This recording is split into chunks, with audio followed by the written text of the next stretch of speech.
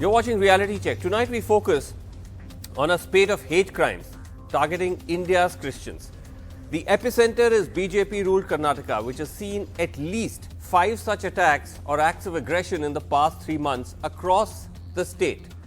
From Udupi in the west to Hassan in the south. This is the map of these attacks in Karnataka. Udupi attack. Dharwad district, there's been an attack. Belagavi district attack. In Hassan district as well, an attack. And now it's spreading to other states. Chhattisgarh, in September 2021, a pastor beaten inside a police station in Raipur. A right-wing mob beats him, claiming forced conversions. Delhi, November 2021. Just a few days ago, a church in West Delhi was vandalized during Sunday Mass.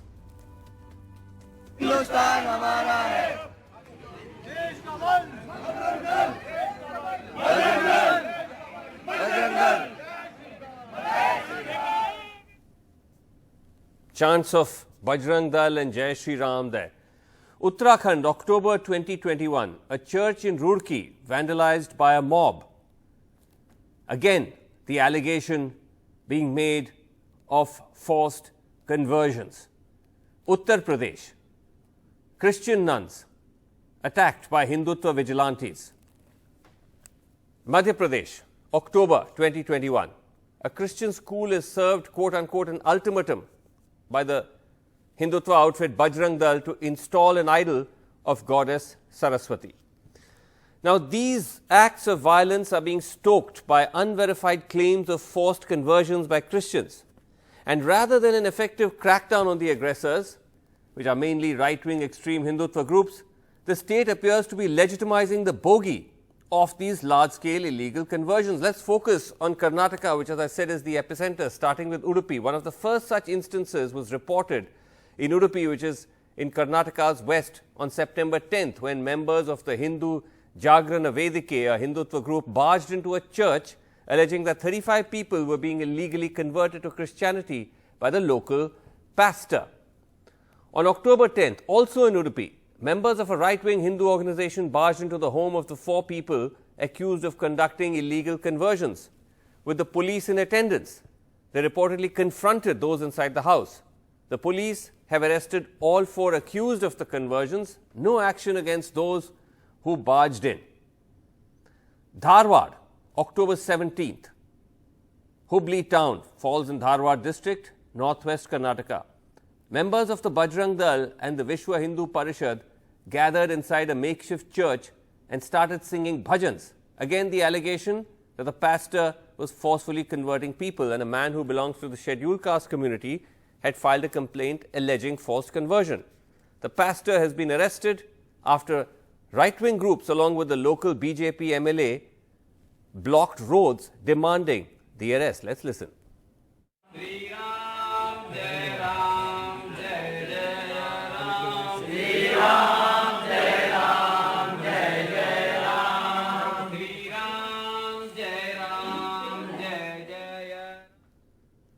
On the 7th of November in Belagavi district in northwest Karnataka, members of the right-wing Hindutva outfit Sri Ram Sene entered a Christian prayer hall in what is known as Maratha colony and locked up devotees and a pastor when they had gathered for mass. Worryingly, according to media reports, the Belagavi police, rather than go after the aggressors, has given a so-called friendly warning to some Christian groups against conducting prayer meetings. On November 28th, just a few days ago, in Hassan, in South Karnataka, members of the Bajrang Dal barged into a prayer hall alleging forcible conversion. Visuals show the Bajrang Dal members stopping the prayer, forcefully asking the people to leave, while women in the congregation confronted them. Let's listen.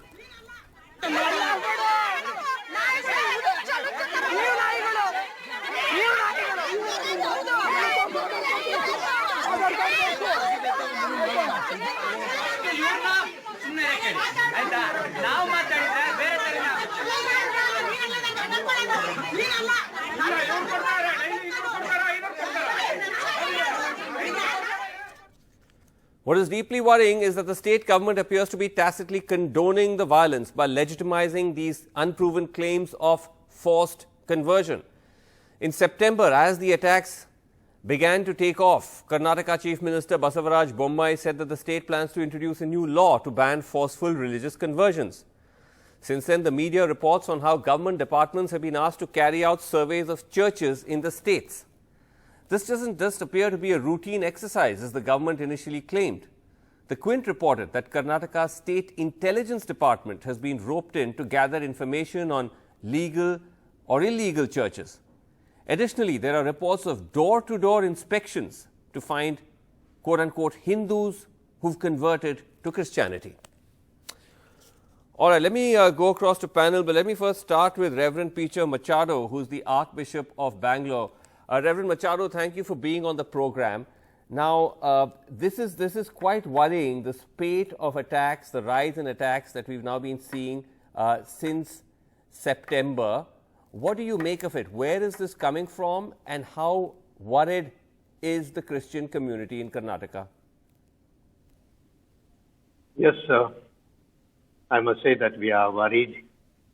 The Christians in Karnataka are confused, and there are a lot of signals coming around to say that it's not good to be a Christian today in Karnataka.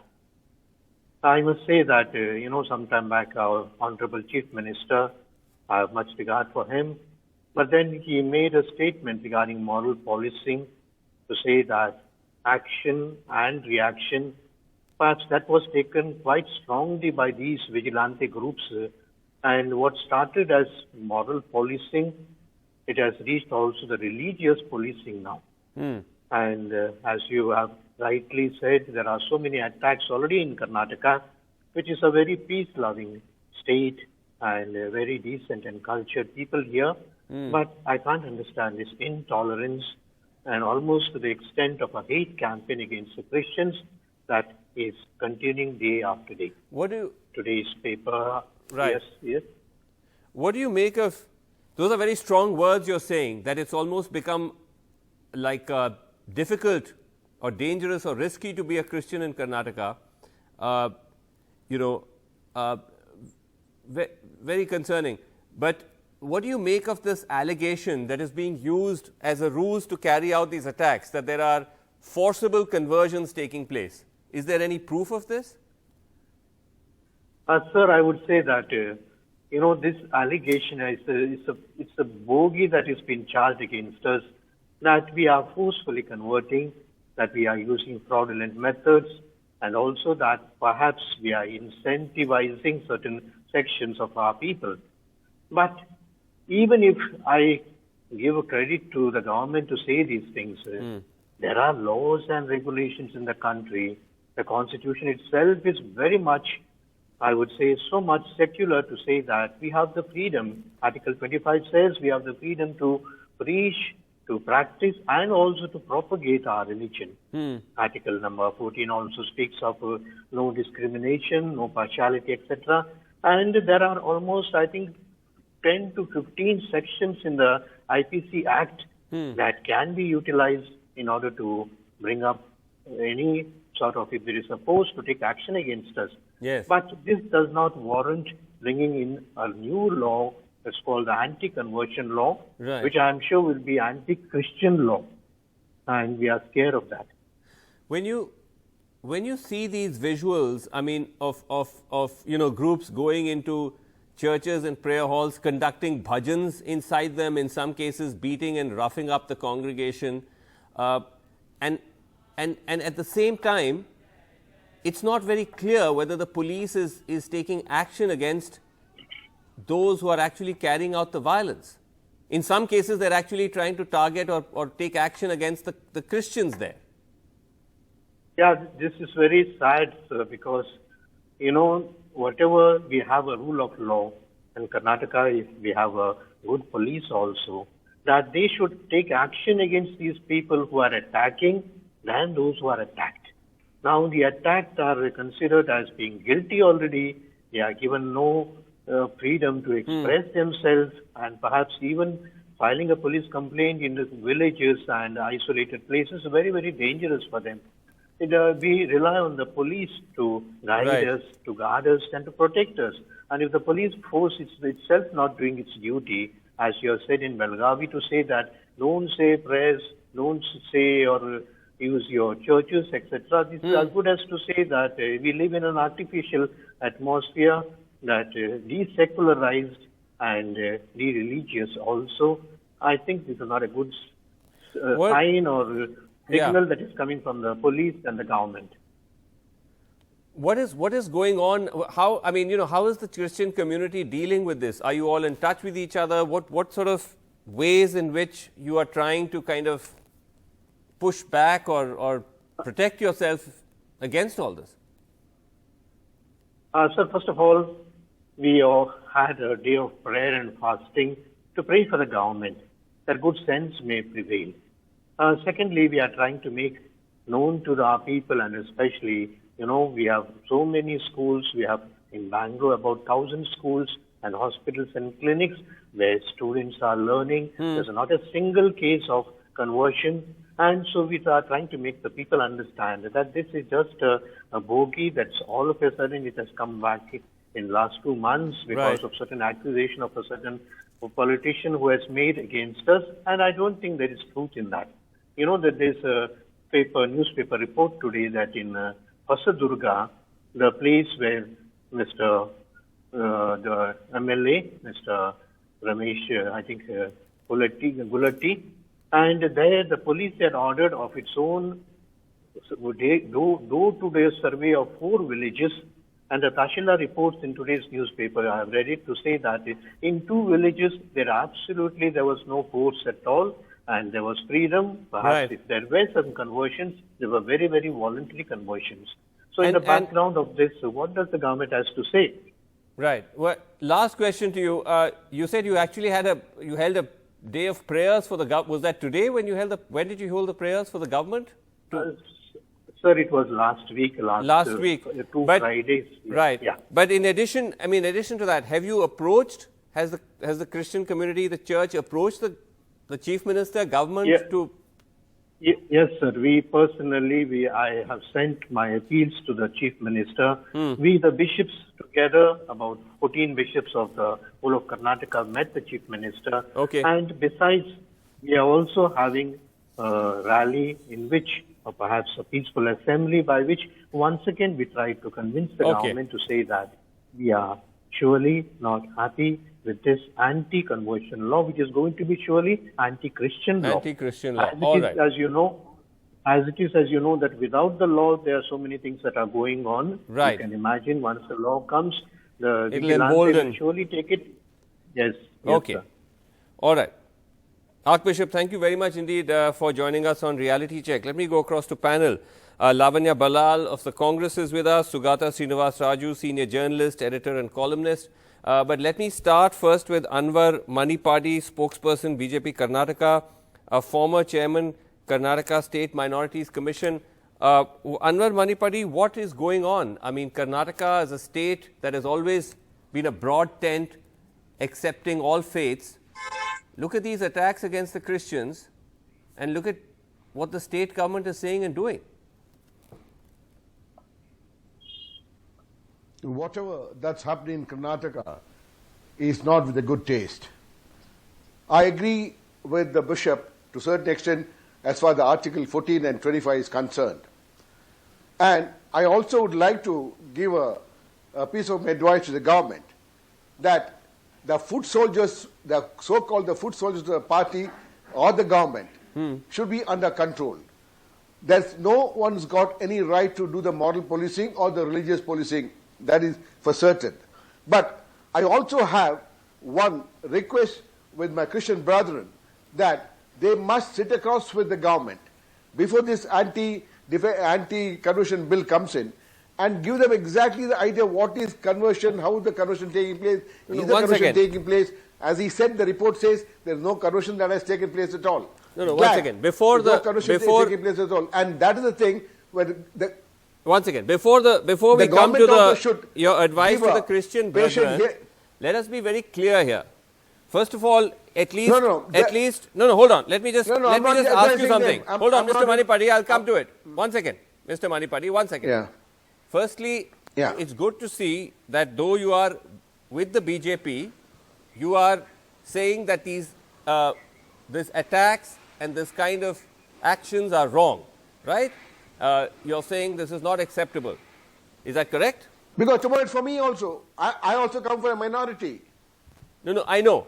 And we are suffering also, we have minorities in Karnataka. Okay, so what is... I've just read related to Bommai about 3 days ago. Okay. But when you say this is moral policing... I've got to be speaking the truth. Okay, no, that's refreshing and rare from a party spokesperson. So I appreciate that. But this is not moral policing. This is outright communal attacks of targeting a community, of barging into a church and of singing bhajans inside. Whatever it is, I used the word earlier, the foot soldiers. The This is so-called not foot soldiers of the party okay, or so the let's, government. Okay, this is not foot soldiers. Totally under All control. right, so let me just correct you there. Let me come to it. No, let me finish. Let me finish. You said foot soldiers. No one has got in the country. No, Mr. Manipati, let me finish my point and I'll give you a chance to respond. This is not foot soldiers. No, what I'm saying is... Hold on, Mr. Manipati, let me finish the point. Mr. Manipati, let me finish the point. Let me finish the point.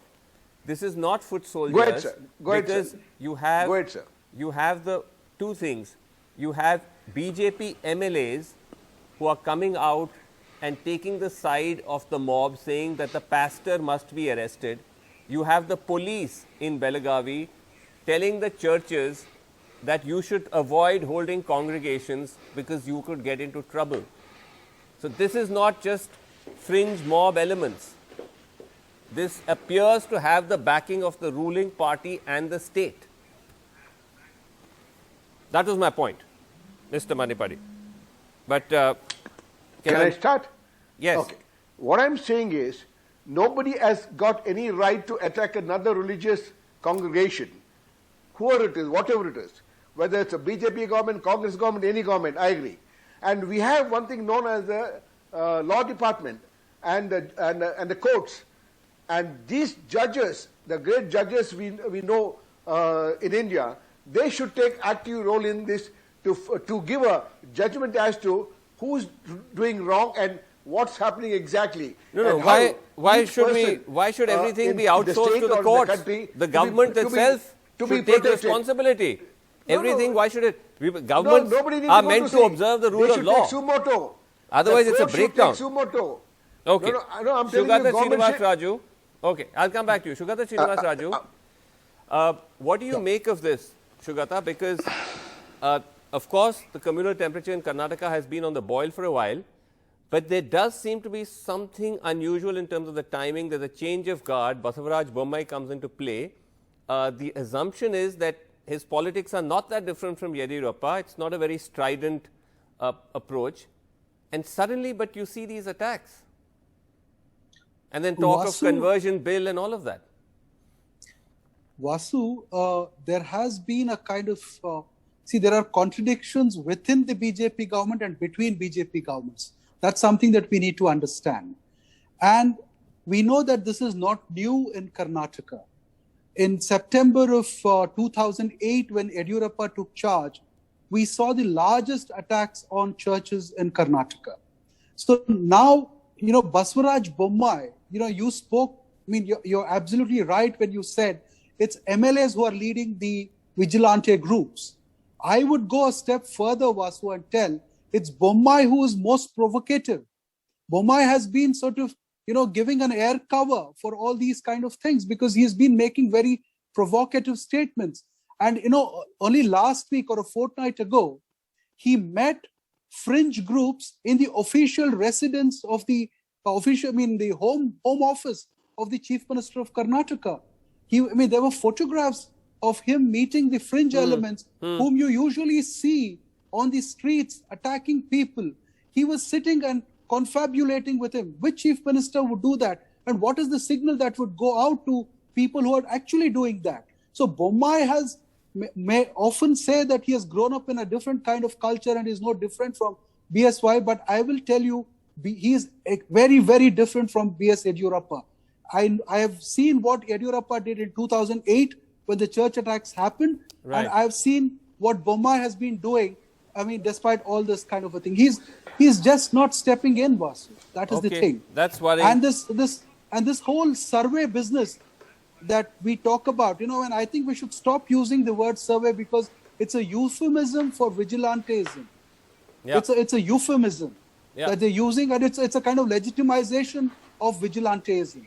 Right. Survey is a very, very dignified No, term. no, it's true. It's got a very witch hunt-like quality to it. Lavanya Balal, is the Congress, because from our distance, we're watching from a distance, it doesn't appear that the opposition parties like the Congress are strongly coming out and speaking out against this, and rising to the defense of minorities. Or is that? I mean, is it happening? Because it doesn't look so like it's happening from here. It is happening, Srinivasanji. It is happening, and we will stand by the minorities of the state. We are worried about this growing. Happening in what way? Have you taken out protests? I mean, what have you done?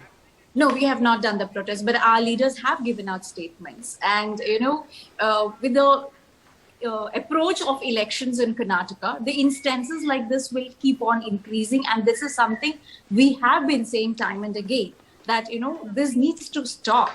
For a fascist regime to, be in power, they need to continuously provoke people and keep having these kind of incidents to sustain themselves. And it is very shocking that the kind of attitude our CM has towards these incidents, his statement for the moral policing also was very, it was like, Right. It is a reaction to every action and kind of stuff. So with encouragement of Yeah. the CM like that, obviously there will be more and more instances. We are worried for the minority communities in Karnataka. In fact- And In fact, the thing is, Anwar Manipadi, that even if you look at let's put up that graphic on the screen, because even this bogey of conversions, and this is now being replicated all over the country. Srinivas, Let me just finish, sir. I'm just putting out some facts. One second, sir. One second. Let me just put out the facts. I'm coming to you. If you look at the data, I just need silent mics for a second. I just want to show the data, because the data is showing, and we only have census data going back to 2011. We don't have data beyond that.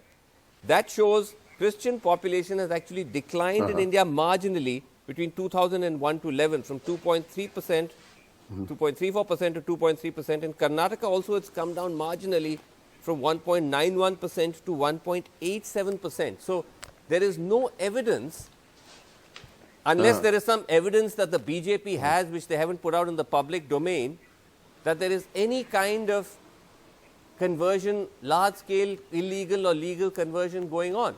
So when you talked about the Christian community having to sit across the table from the government, on what basis? What is even the basis of the suggestion that there is some kind of illegal conversion? You said the population has not gone up at all.